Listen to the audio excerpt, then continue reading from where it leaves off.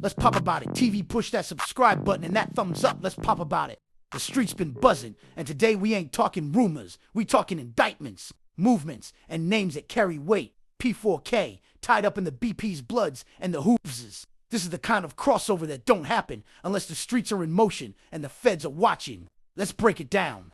P4K's name been circulating, not just in music, not just in street corners, but in conversations about how the South Central blocks move. Black P. Stones, BPs, and Hoovers are two names with long histories, different roots, and real-life tensions. But the streets have a way of making strange alliances when money, power, and influence come into play. We just saw the Hoover Criminal Gang make headlines for one of the biggest federal indictments on the Figueroa Corridor, a RICO sweep tied to drug trafficking, sex trafficking, and prostitution. This ain't just about corners anymore.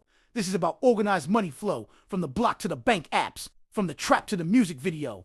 When you hear P4K's name in the same breath as both BPs and Hoovers, you gotta ask, is this music industry networking, or is this deeper than rap? This is where things get serious, because the same cameras that catch you in a music video can be the same cameras the feds pull up in court. The streets ain't separating music fame from street fame, and in 2025, those two worlds are overlapping like never before.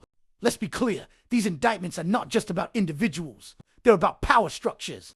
They're about sending a message at every post, every story. Every song that glorifies the life is just another breadcrumb for investigators to follow. The streets will sell you a dream, but the feds will sell you reality. And reality don't care what colors you bang, what hood you rep, or how many views you got on YouTube.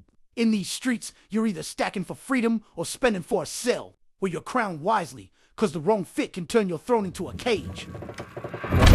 We do know she was 19 years old when her mom says she was actually lured onto that corridor, sex trafficked, and then kidnapped. It's like a first major step in combating sex trafficking along the Figueroa Corridor. Just 2 miles from where the Olympics will kick off in 3 years, the Figueroa Corridor is where the U.S. Attorney's Office says a total of 11 gang members and girls in foster care, some as young as middle schoolers. There was a 14-year-old who was sex trafficked at a motel in South L.A.